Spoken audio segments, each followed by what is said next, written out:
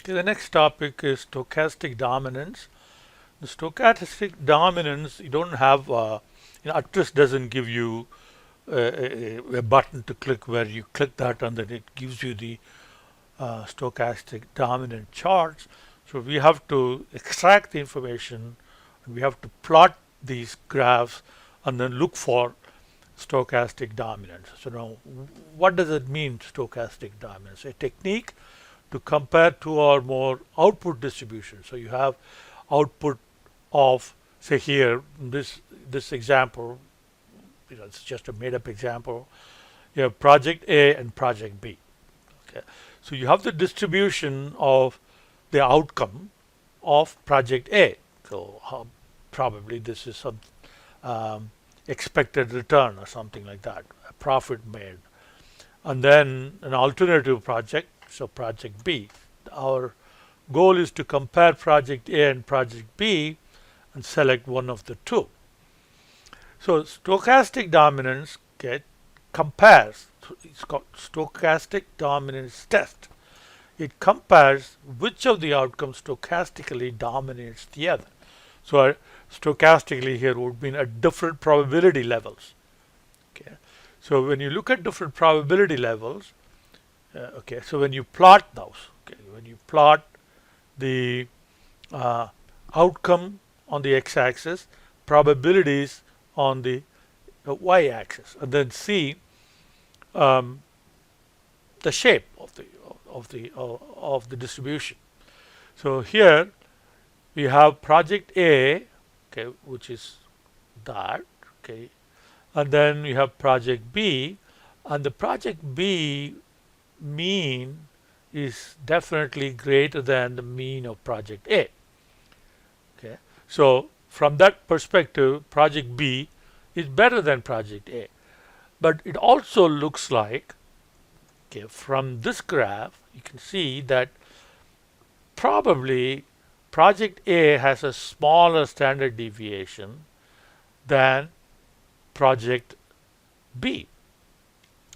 And that's one point. The other is the mean sufficiently to the left of B or smaller than B such that the cumulative outcome at all the different probability levels, in spite of the greater standard deviation, still beats the cumulative distribution of project A.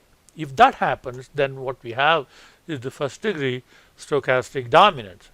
And that can be seen if you plot, instead of probabilities, if you plot the cumulative probability. So for example, you start from the lowest possible outcome, and as you grow to the right with more and more outcome, a larger and larger outcome, so you start computing probabilities, less than or equal to 20, less than or equal to minus 20, less than or equal to minus 10, less than or equal to 0, less than or equal to 10. So that's a cumulative probability.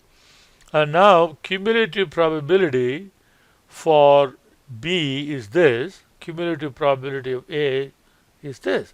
So it looks like at all the levels of profit, B has, at all the levels of probability, that is, at all levels of probability, the outcome of B dominates the outcome of A. Outcome of B is always to the right of the outcome of A. So in the above cumulative distribution, objective function project B is always greater than, well, that should be A, greater than A.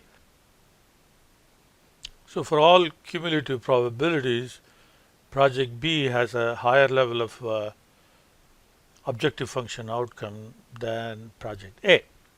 Now, second degree dominance is one option dominates another with respect to secondary outcome. So this outcome, expected revenue, is the primary outcome. The secondary outcome could be risk. So between two distributions of the same mean, so here there are two distributions, they both seem to have the same mean, but one may have a smaller standard deviation. So here A has a smaller standard deviation than B.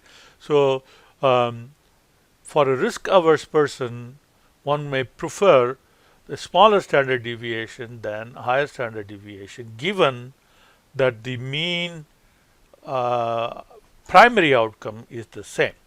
Okay. So we're going to go back to the airline example, the very first one. Okay.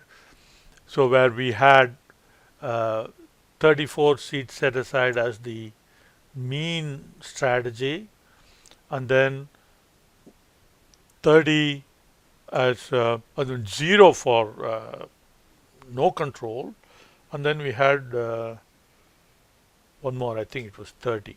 So so we're going to go back there, but we're going to look at two strategies.